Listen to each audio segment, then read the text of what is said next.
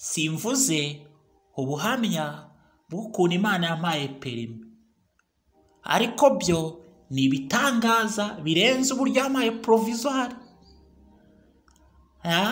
Abantu babonye Imana impaye perimi baravuga ati kuse nibyo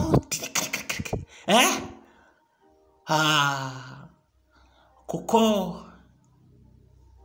navuga ngo nahuye na marayika mu murima w'ahantu nari ndi kuririra Imana ijya kumpa perimi, mpura na marayika mu murima. Ndibuka nabwiye Imana ijambo rikomeye ngo ariko Mana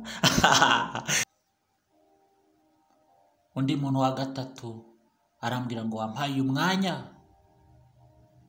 nkaguha 1000 ntiyazana, mba ngize 3500.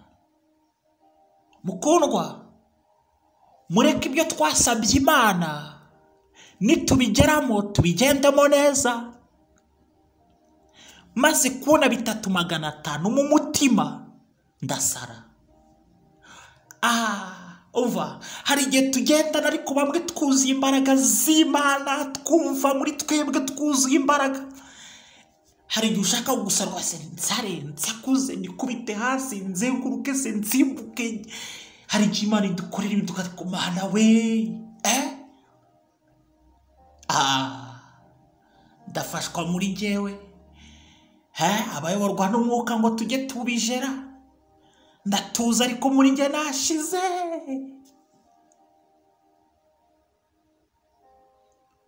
Ngiye inyuma mpita mbwira Imana, Mana nubona ntanzuye umwanya na perimi ntuzayime, nubona hari undushe nkamugurisha umwanya, ayo nashakaga ni 3500 byuzuye nubona umva abantu benshi bagwa kubera ko basabye Imana ibintu babigezemo babura gusaba Imana imbaraga zibibarindiramo. Nubona ugeze ahantu wasabye Imana, jya usaba Imana iguha imbaraga zihakurindira. Amena. Nubona ugeze ahantu wigeze gusaba Imana, ugeze muri wa mwanya wigeze gusaba Imana, ujye ubwira Imana, Mana ndahageze, mpa imbaraga zimbesha ahantu.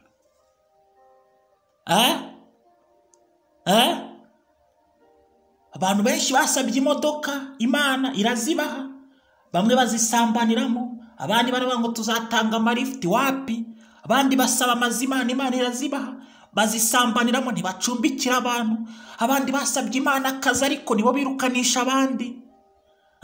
Kubera iki ntibasabye Imana imbaraga zibabesha ahandi umwuka w'Imana ngo bayobore?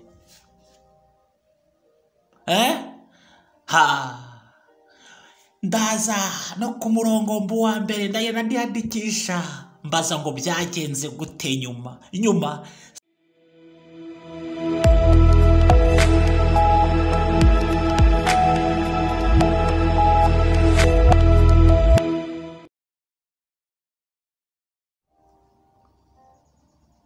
Yesu Kristo ashimwe. Ni Evangeliste Aimable Niyirema. Mfashe aka kanya ngo nguhe ubuhamya bwanjye, kandi bugira aho bugukure ku rwego bugushyire mu rundi rwego. Ni umugisha kumva ubuhamya, kuko ubuhamya hari izindi mbaraga dukuramo. Izo mbaraga ndazikwifurije mu izina rya Yesu. Imana yampaye perimi y'imodoka kategori B. Mbere na mbere ndayishimiye. Hari igihe mbona abantu bari mu modoka babona wenda umuntu atambutse nabi bakavuga ngo ngo ariko ntabwo uba wabibonye, ngo ngo mujye mwambuka neza, haba yakosura muntu. Cyangwa se hakaza undi wenda agatwara nabi akamutuka ngo ariko ngiyo perimi ngo mwabigenje mute, ngo mwazikuye he? ariko ntekereza ko umuntu Imana yahaye perimi, kuko biba bigoye. Ni ubuhamya, buri muntu wese afite ubuhamya, kandi kuri perimi umuntu wese ahava avuga ati Mana uri Imana, Mana uri nziza. Ariko niba abantu babona perimi bakibagirwa uko Imana yabigenje, cyangwa se niba baba baraziguze, wenda akaba ariyo mpamvu bavuga nabi, baba bafite umushiha. Ariko umuntu Imana yahaye perimi yagakwiriye kugenda yabona umunyamaguru yambutse nabi akamubwira ati ariko wari wambutse nabi. Yabona umuntu atwaye imodoka nabi wenda amushimye akaba ati ariko utwaye nabi wari kubigenza gutya, akigisha. Mana yo mwijuru ushimwe wampaye perimi. Ubuhamya mfite wenda ubwa perimi nabwo nzabuvuga, kuko iyo mbuvuze abantu bari bati ariko se Mabure byarabaye. Yego byarabaye. Kugendana n'Imana, kugendana n'Imana ni ibanga rikomeye. Umva, hari igihe bavuga ngo Imana yakuye Saduraka na Meshake na Abedenego mu muriro, tukabati ariko si birabi, ariko byarabaye. Nkuko nawe hari ahantu Imana ijya igukura ukabati ariko se Mana we bigenze gute, ariko mukundwa ni Imana. Hari igihe Imana igukorera ikintu ugatangara,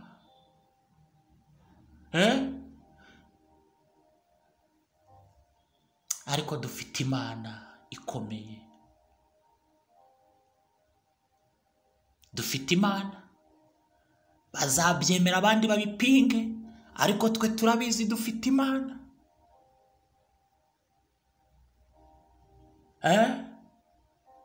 Kandi gupinga Imana kwabo siko kudakora kw'Imana. Yakoze Imana irabikora ikabemeza. Kutemera Imana yacu siko kudakora kwayo, oya, ahubwo Imana irabemeza ku mugaragaro, bose babireba. Navuze ngo kugendana n'Imana. Wowe ugendana n'Imana urahiriwe.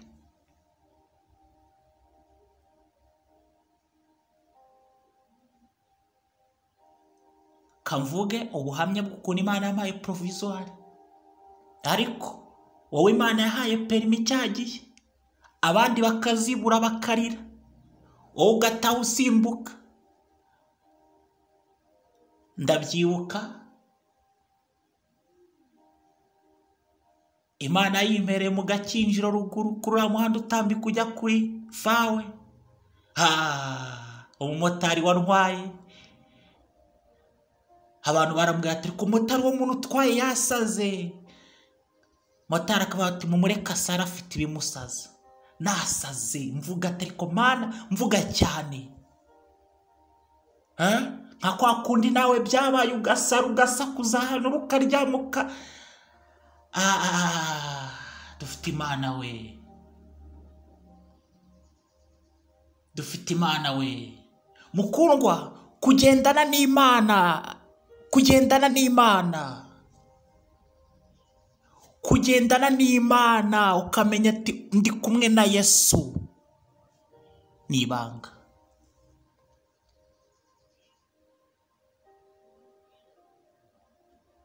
Se Mana mperehe koko.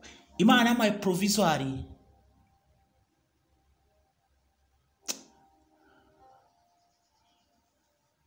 Nawe kandi iyo Mana icyo ushaka ikiguhe mu izina rya Yesu. Ubu buhamya bukwinjize mu kwizera, gusingira ibyo ushaka mu izina rya Yesu. Icyo kibazo gikubitwe hasi mu izina rya Yesu. wakira icyo ushaka, gifate n'icyawe mu izina rya Yesu. Haleluya, wakire mu izina rya Yesu.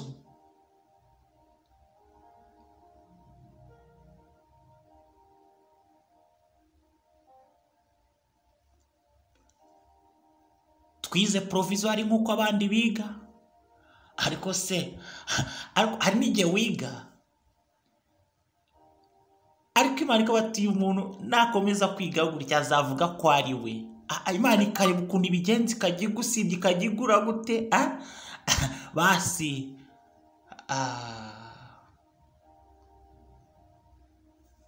nagiye kwiga nk'uko abandi biga.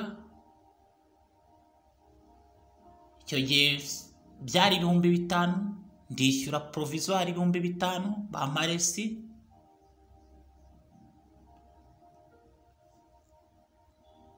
Umunsi bwari buracya ndajya gukora, nshatse lesi ndayibura. Mbwira Imana, ariko se Mana,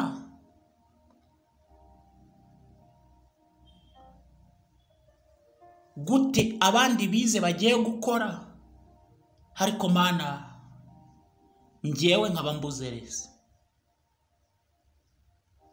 Ariko reka nkubwire, abagendana n'Imana imbere bahabona ubutsinzi. Nujya ubona ibintu byanze uri kumwe n'Imana, ntugacike intege, uvuga ati Mana ibyanjye birahari. Navuze ayo magambo navuga Mana ko nize, Mana kandi Imana yambwiraga ati mwana wanjye Mabure nzaguha perimi. Najya gusenga nimugoroba ndyamye mbyutse nkabwira Imana, Mana nanjye perimi, nanjye Mana Imana igeraho ngaho imijambo ryanditse muri Matayo, haleluya, ibice 6 umurongo wa 7, namwe nimusenga nimukavuga amagambo muyasubiramo hato na hato, nkuko abapagani bagira bibwira ko kuvuga amagambo menshi ari byo bituma bumvirwa. Haleluya. Mana wamaye perimi, papa ko ndi umwana wawe, Mana nanjye papa. Imana imari no jambo irambwira ati jya usenga, perimi nzaguha perimi, ntuzongere kubisengera.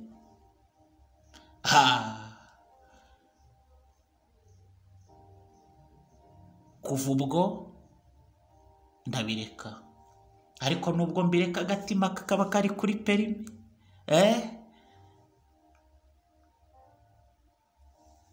Mbura resi, mbwira Imana ni Mana iki gihe si icyanjye. Abo twiganaga bajya gukora, baragaruka banyereka ikizamini, mbona ikizamini ari kucyuzuza, kandi koko niko byagenze. Abana twiganaga bose barazibonye,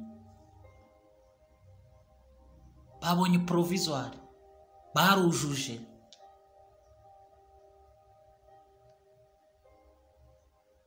Hashira igihe kinini,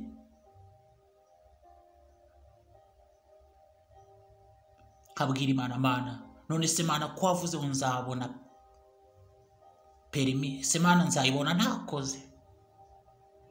Imana ikabati mwana wanjye nzaguha perimi. Ubwo mwambwira ati ariko se Mabure Imana yarabikubwiraga wumvaga ijwi. Ariko mukundwa, iyo ugendana n'Imana, Imana ikubwira mu buryo butandukanye. Yakubwira mu ijwi, yakubwira mu ndoto, yakubwira mu bitekerezo, yakubwira mu ijambo. Umva, iyo ubana na papa wawe aca amarenga ukamenya icyo avuze, hari icyo akora ukavuga atashatse gukora gutya. Kugendana n'Imana, iyo ugendanye n'Imana, Imana murakorana. Imana ishimwe. Haza kugera ikindi gihe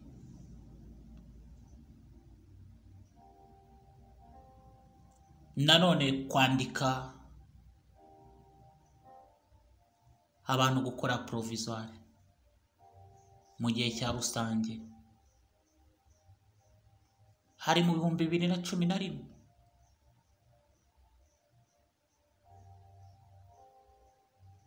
Icyo gihe kigera mfite amafaranga 1,500 kandi kwiyandikisha ari 5,000.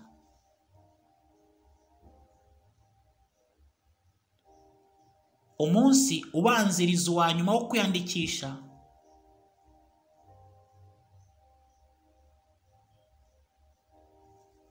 njya mu cyumba cyanjye ndarira, Mana warabwe ngo uzampa perimi, ndongera mvuga bya bindi Mana yambujije, none se Mana nzabibona ntakoze? Mana niki nakoze papa ko nkubaha ko nkumvira papa niki? Mana abandi bazakora ejo. Ariko mukundwa, no kubikora izabikora.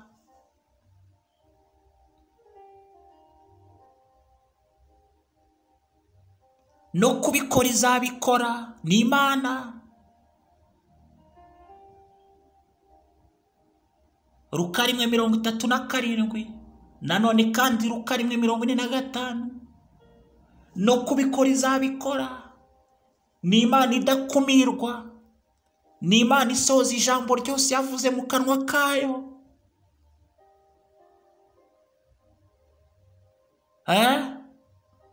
Nk'uko imvura imanuka igatosa ubutaka, ni nako n'ijambo ryayo rizasohoza icyo yaritumye.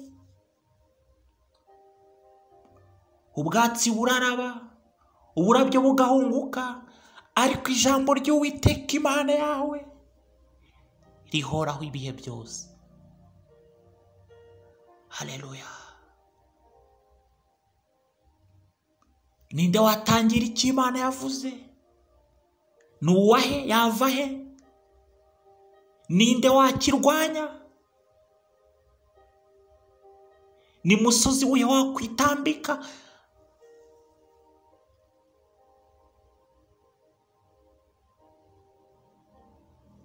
Ndasenga, ndarira, Mana none se ko bandi bazakoresha njyewe gute papa? Ariko hahirwa barira bakaririra papa wabo data wo mu ijuru. Hahirwa barira bakaririra Imana. Hahirwa barira bakaririra papa.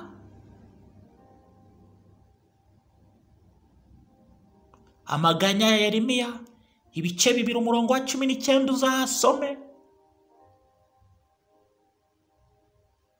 Amaganya ya Yeremiya ibice 2:19.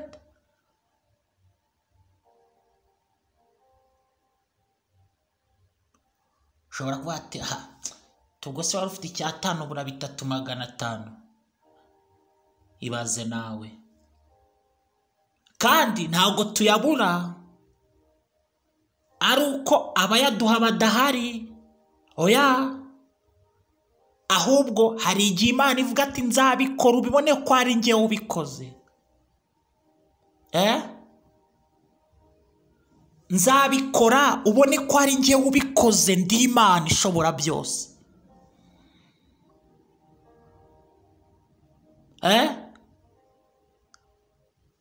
Hari igihe ubura na 500 cyangwa 300. Imana igafunga hose, umva hose, n'aba bantu bakwemeraga wenda bagwaga n'ibihumbi 100 by'ubusa hose igafunga, ariko kugira ngo bigaragare ko ari Imana yonyine ibikoze, nawe ujye ati Imana ni wowe wenyine.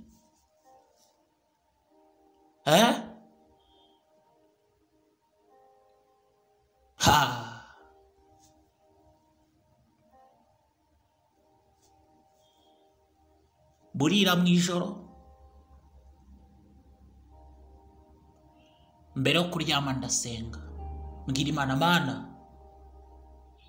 ndagushimiye kuko wemeye ko ntakorera provisoire, kuko siniyandikije kandi umunsi wo kwiyandikisha n'ejo nta mafaranga afite. mfite icyatanu kandi kwiyandikisha ni 5,000, ariko Mana sante, icyubahiro kibi cyawe. Umva nkubwire mukundwa, mu bibaho byose dushima Imana, byose muri situwasiyo yose ushima Imana. Jya uvuga gukomera kw'Imana, jya uvuga imbaraga z'Imana, zo zikuraho ibihome bya Satani, zigakubita hasi imigambi ya Satani, zigakuraho ibyo abantu bibwira, zo zirema, zo zirwanya ubwibone. Izo mbaraga jya uzivuga muri situwasiyo zose. Ndaryama, ndyamye ndarota, ndota papa umbyara ari kumpa amafaranga. Ndyamye ndarota, ndota papa umbyara mu nda ari kumpa amafaranga. Hari igihe Imana ituma turota ngo tubone ibyo dusengera. 9:00 nk'ibisanzwe ndabyuka ndasenga. Ndi gusenga mbwira Imana, ariko se Mana, kuki narose papa ari kumpa amafaranga?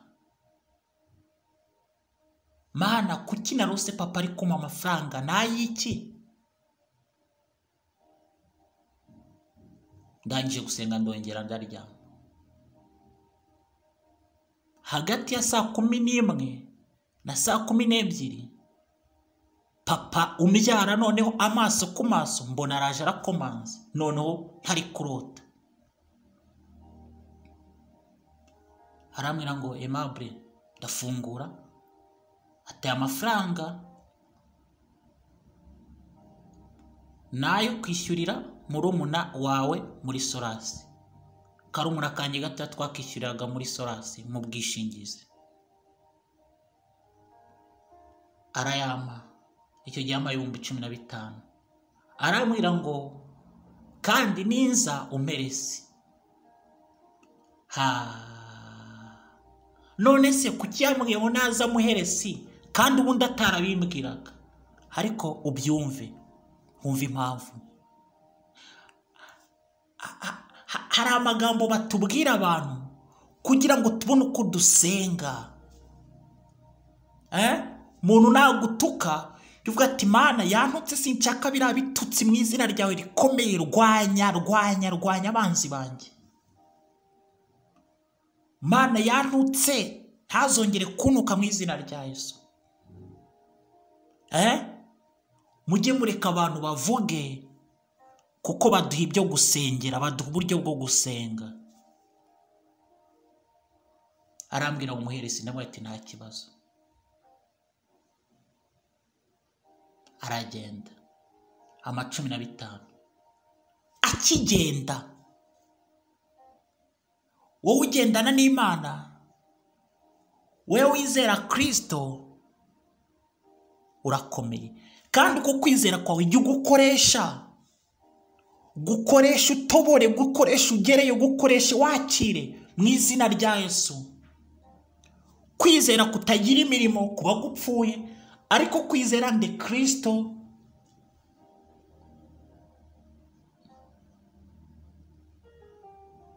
Hamwe no kwizera genda wakire, hamwe no kwizera Kristo genda ufate, hamwe no kwizera Kristo genda hariya, hamwe no kwizera Kristo ubuzima bwawe buhinduke, hamwe no kwizera Kristo ubona impinduka mu buzima bwawe. Akigenda, fata amafaranga 15,000, mbwira Imana, Mana warambwiye ngo nzabona perimi, kandi perimi nzayibona ari uko nakoreye provisoire. Mana nukuri, ndi umwana wawe, aya mafaranga papa mpaye ngiye gukuramo 3,500, kuko nari mfite 5,000, kandi nawe naza muheresiye.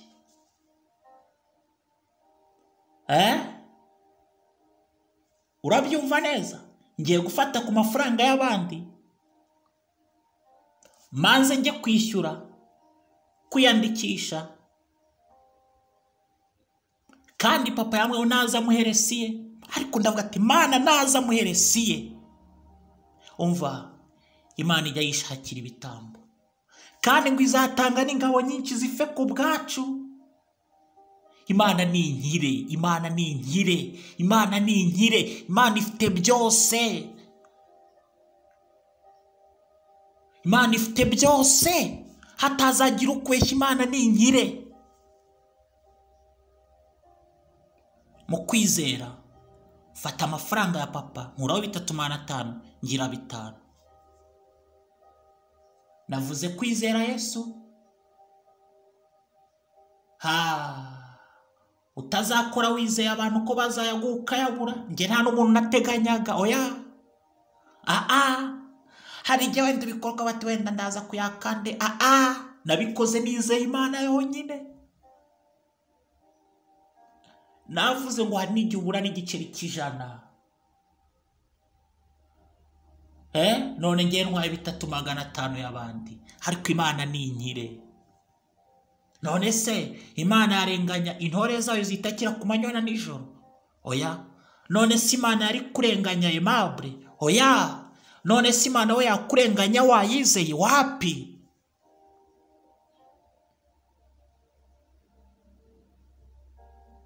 Wapi?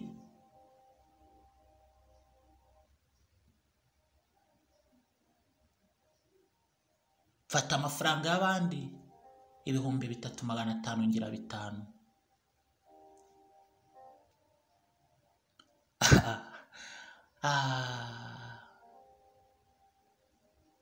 Icyo gihe hari Rwanda Revenue Kacyiru, hari kuri immigration hari Rwanda Revenue niyo twishyuriragaho. Ndazamuka Kacyiru kuri immigration kuko wari umunsi wa nyuma wo kwandikisha kora provisoire. Byari muri rusange, masanga umurongo munini cyane. Ngi inyuma umva ubuhamya rero. Ngi inyuma kuri wa murongo umva ubuhamya rero. Ndaza ku murongo mbambaye wa 3. Umuntu araza arambwira ngo waretse ukamuye umwanya nkaguha 1,000 ntiyazane. Muha umwanya subira inyuma kure.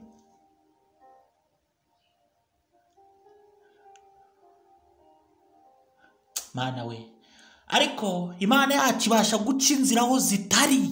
Imana yacu ibasha guca inzira aho zitari. Ni Imana ikomeye nyine. Ni Imana nyine, ubumana bwayo ntago byumvikana. Yesu we. Umva, ni Imana nyine sinzi uko ibigenza.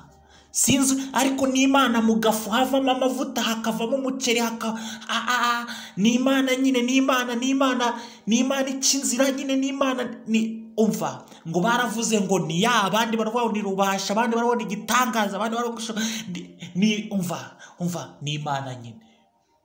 Abisirayeli bavuze ngo ariko Mana, ngo mu byitwa Imana ngo hari Imana ihwanye nawe.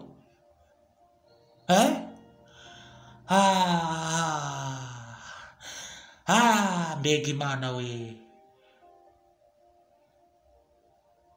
Ariko iby'Imana biratangaje. Iby'Imana Yesu Kristo, asante.